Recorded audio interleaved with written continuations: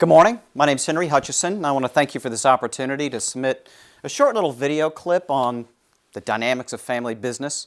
It's going to be a very short presentation, just covering some of the highlights, and so let's go ahead and go through it. Let me just give you a very brief background on who I am.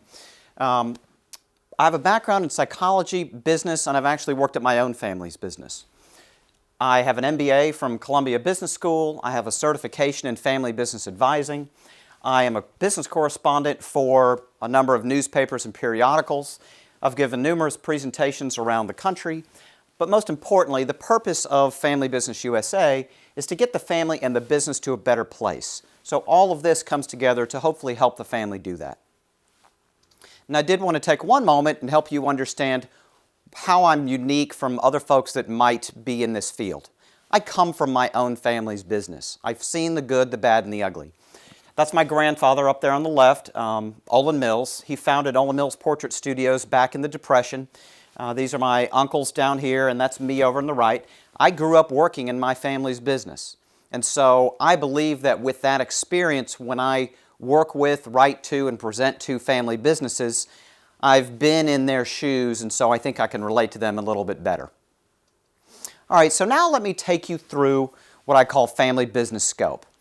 It's probably an amazing statistic for you to realize that over 80% of all businesses are family-owned, family-run businesses. Now that's a very broad definition because that would include Ford, Walmart, Cargill, etc. People don't think of those as family businesses, but there is family influence and family control, and so you can see how they might be considered family businesses. Family businesses account for 78% of new jobs and 62% of employment. Clearly, family businesses are one of the drivers that's going to bring the U.S. economy out of its current slump. Another amazing statistic is 1/3 of all Fortune 500 companies are family businesses. Pretty amazing. The next point I want to make that is very critical is that family businesses outperform non-family businesses on a number of metrics. One statistic in particular is on a return on asset basis, it's about 7%.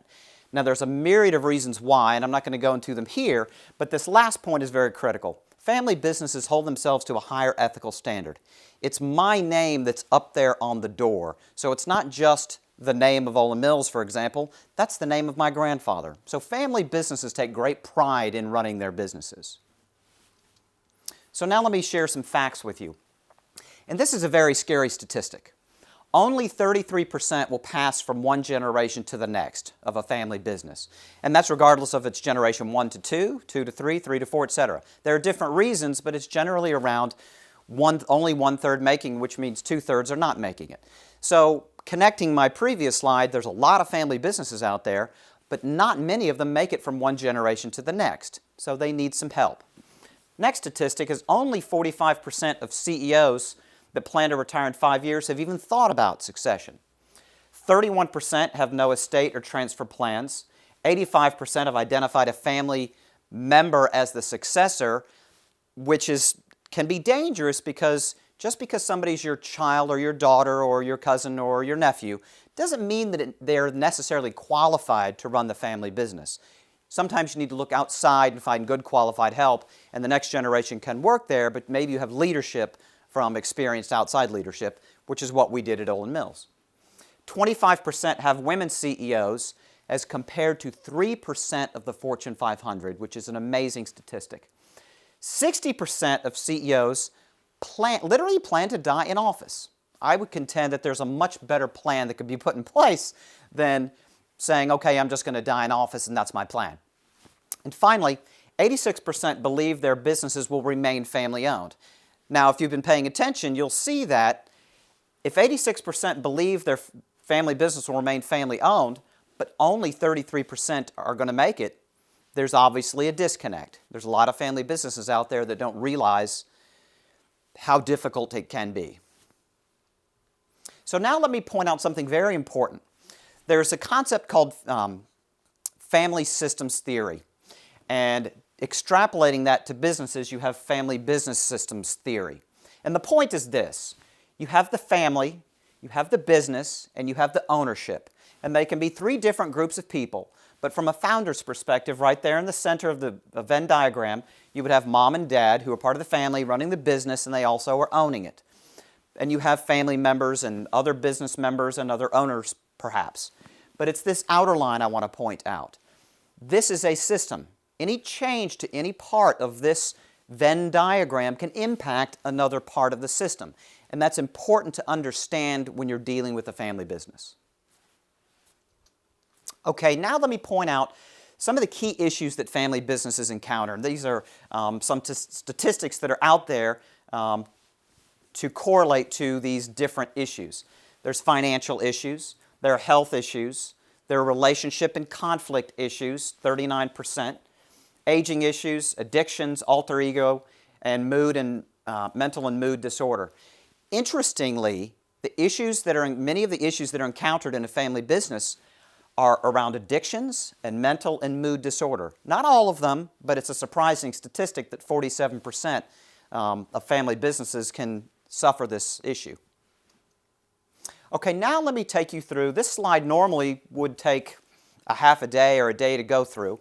And this is basically a list of family business best practices that if they can employ these on a diligent basis, then they have a good chance of making it to the next generation.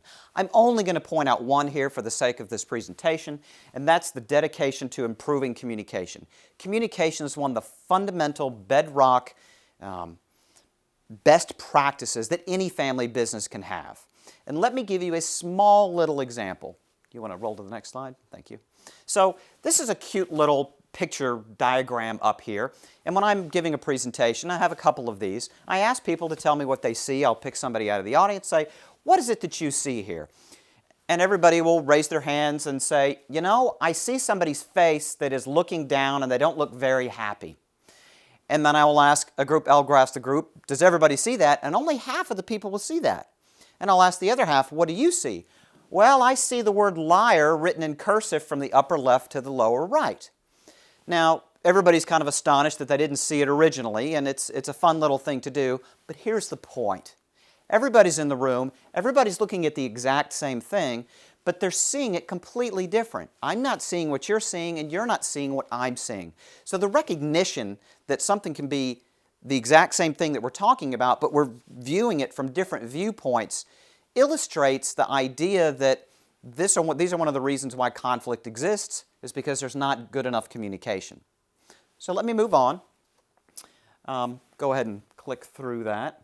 Go ahead and click through. Just keep going, and there'll be one more and one more. Okay, this is a critical slide. In dealing with family businesses, a lot of the focus is around, hey, is the next generation interested? Is the next generation ready? Can we get them ready?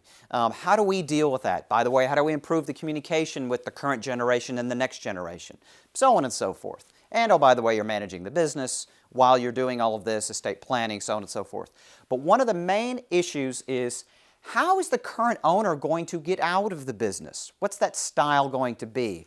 Are they going to be a monarch and their plan is to die in office? Not a good plan. Certainly doesn't prepare the next generation. There's the general, which we refer to as Napoleon. They go away and say it's all yours, but then they come back because they get bored of playing golf all the time. And they take over and they disrupt the family business because now the business doesn't know who's really in charge. The ambassador. They step out, but they come in as needed, when needed, for the big deals. So, you know, if Dad has been in the business forever, he's 75 years old, and you've got a big contract that's coming up, maybe you bring Dad in and he leads that process because he's the wise old sage that knows this stuff. And that's a great position for a lot of family business owners who are trying to exit. There's the governor, which we think of as Jack Welch. When he was giving up the ownership of GE, he made a declaration. I'm going to be out of here in 2 years. We're going to go through a process of finding my successor. And when we do that, once he's here, there'll be a transition period. And on that day, 2 years from now, I'm out of here. So you make a big declaration on when that date's going to be, and everybody drives to it. The fifth piece is the inventor. So a lot of businesses came into being because somebody had an incredible idea and knack for a particular part of a business or business. And so just because they're getting out of the business, they don't want to lead the business, manage the personnel, do the day-to-day, so on and so forth, they do have a particular skill and they'd kind of like to become the head of a department or simply go into a department and work in a particular area that they're very good at. And the last piece is what we call the transition czar. They can be the ones that manage this whole process. That's very difficult, and you have to be extremely enlightened to do that because you become part of the process. But the point of this chart is this. It's not just seeing who's going to come up from the next generation. It's also figuring out what are we going to do with the current generation, because one has to come in and the other has to go out. So if you want to roll to the next slide. I think that's it.